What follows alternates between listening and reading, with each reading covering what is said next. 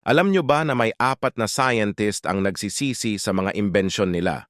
Una ay si Alfred Nobel, siya lang naman ang nag-imbento ng dinamita para gamitin sa mga demolition at paggawa ng mga kalsada, pero sa kasamaang palad, ginamit lang naman ang imbensyon niya sa mga gera at kasamaan.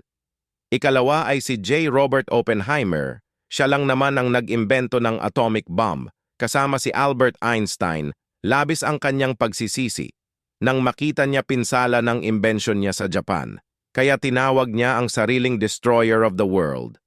Pangatlo ay si Tim Berners-Lee, siya lang naman ang nag-imbento ng World Wide Web para mas mapabilis ang komunikasyon at pagpalaganap ng impormasyon.